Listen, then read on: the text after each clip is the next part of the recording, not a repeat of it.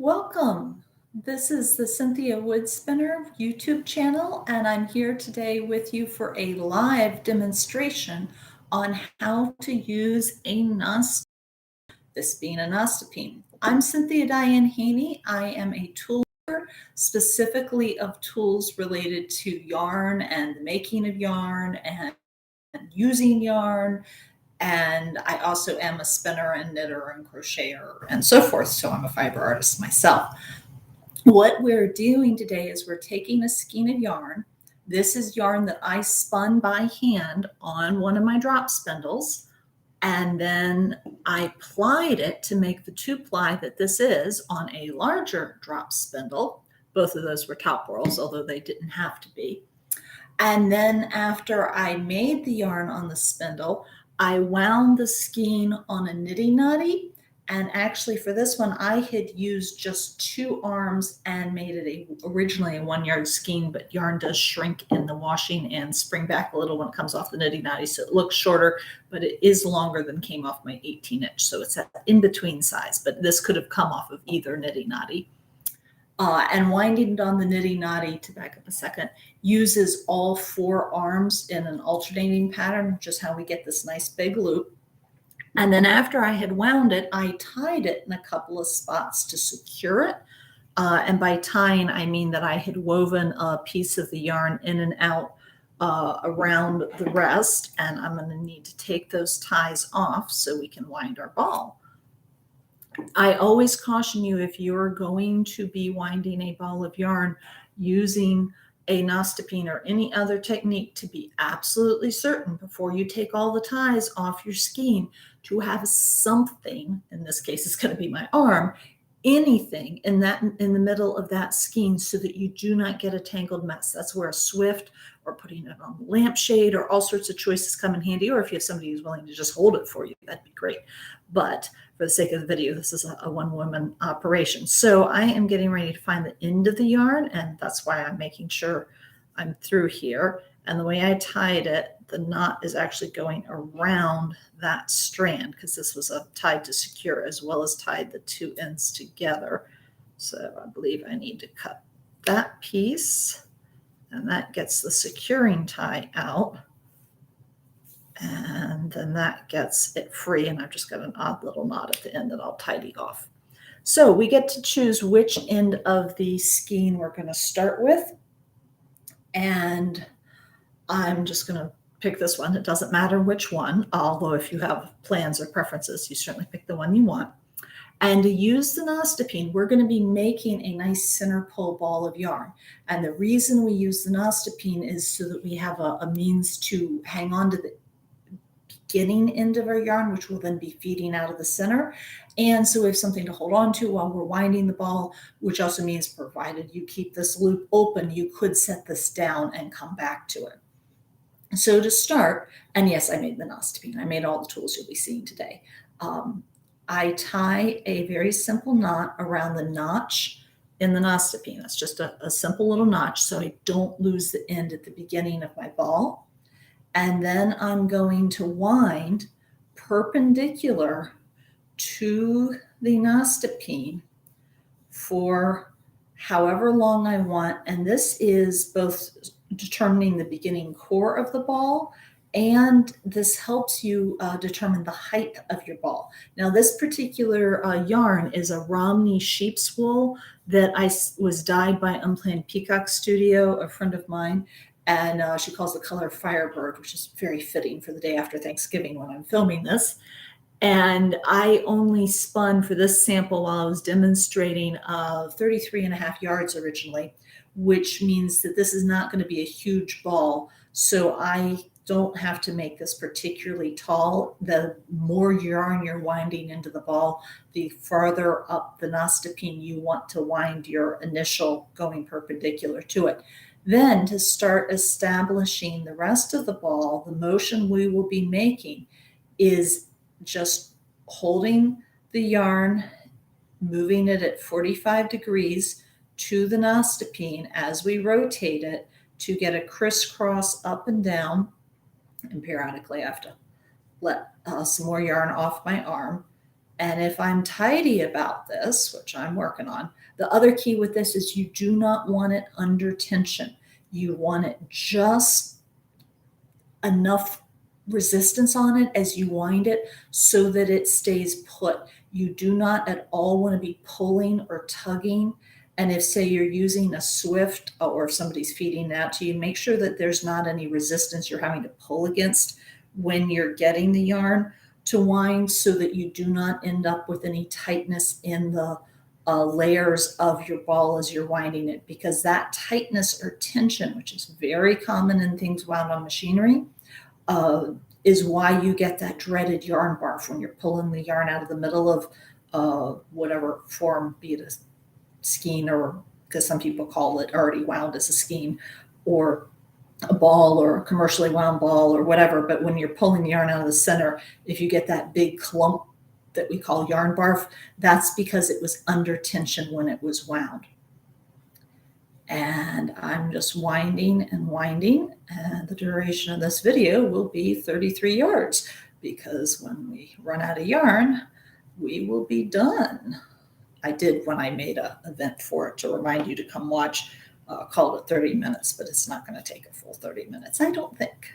So do feel free to leave me a comment even after the live viewing of this, because I am planning for this video to remain in the how-to playlist here on my YouTube channel. And this video is also intended as a complement to a photo tutorial I made some years ago that lives on my CynthiaWoodspinner.com website under its how-to portion, because I like to make sure you know how to use the tools that I have made. And I attempted to set up a poll, which I have no idea, frankly, how that's going to work, because YouTube has so many choices. I'm still getting the hang of what all the settings can do. But if you choose to answer the poll of whether or not you've ever used a Nostepinne, feel free to let me know that too. And the reason I keep starting and stopping as I'm coming back and forth in that 45-degree pattern, yes, I did demonstrate spinning with this, and there was a very different thickness there. I thought I had two strands for a second. Yeah, I think I maybe also played around with more than one plying technique, because it looks like I've switched from a 2-ply to a 3-ply here. Not a big deal. This was just an example back when I spun it, and now it's an example as we make our ball. But what I was saying before I distracted myself with risk of tangles, which we don't want tangles, is that I'm attempting to start and stop each sweep of me moving my hand back and forth in the same point height-wise along the Nostepinne, which is how I'm getting the beginnings of what's looking somewhat like a cake instead of a egg shape or round ball. And the point of that is so that when it's all wound, it can sit flat and tidy, and it's just kind of a nice shape to have for your yarn. So we're coming along here. And you can also see how the colors changed through this top when it was dyed, and then I maintained most of those colors when I spun it, which is why we're getting these beautiful shades of yellows and oranges and reds. Not quite Virginia Tech colors, but still very good fall. And winding a ball of yarn on the Nostepinne is almost more relaxing than spinning, and spinning, particularly on a drop spindle, is one of the most relaxing yarn crafts you can do, due to the fact that it's just all muscle, body movements. It's not a brain thing. And I really enjoy when I'm tired or when I've finished a project. I will wind my ball of yarn anyway on the Nostepinne, but particularly at the end, if I'm ever using commercial yarn that's already in some sort of ball, or with the leftovers from a project, I will wind small balls on the Nostepinne with my extras so that they're nice and tidy, ready for either repair or a scrap project or that kind of thing.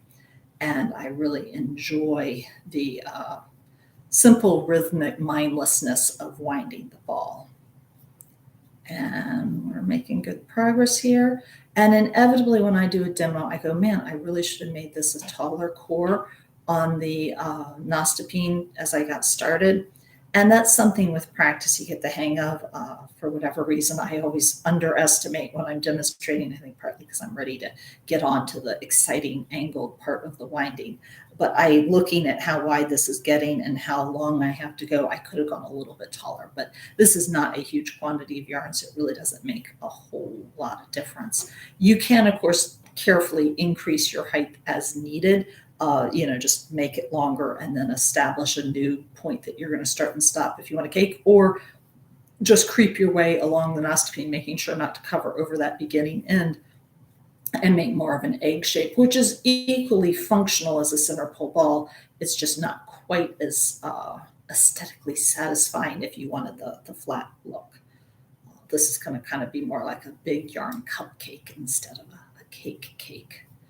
I don't know why we get all these food terms in our crafts. I guess because food tends to be on people's minds when they're naming things.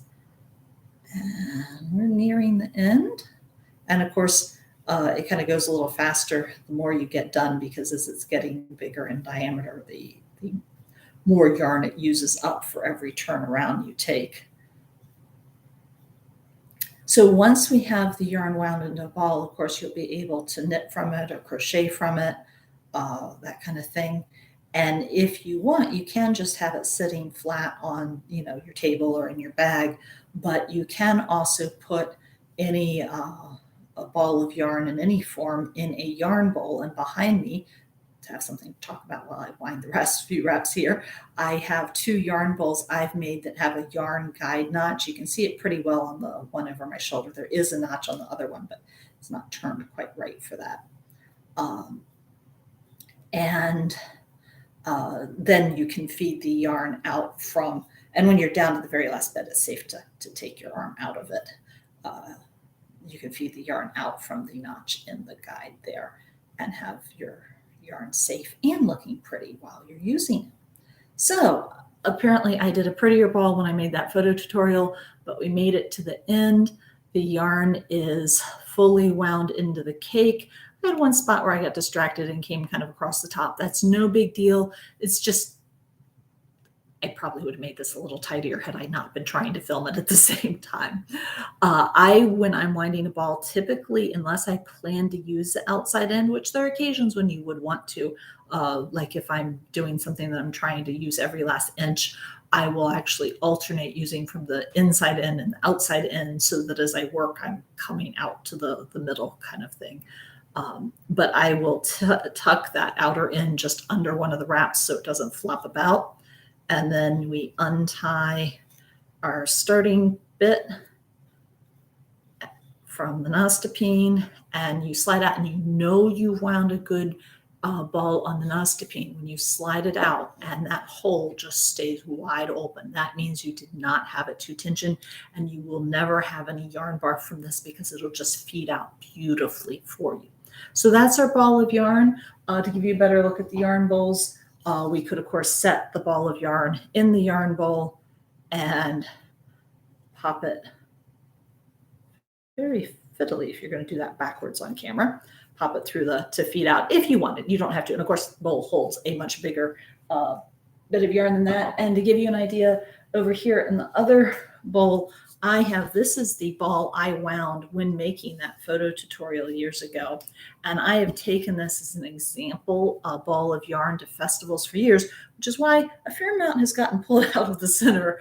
And because it's gone to a tremendous number of festivals, I keep a little card reminding me that it was dyed by Flying Goat Card and was alpaca.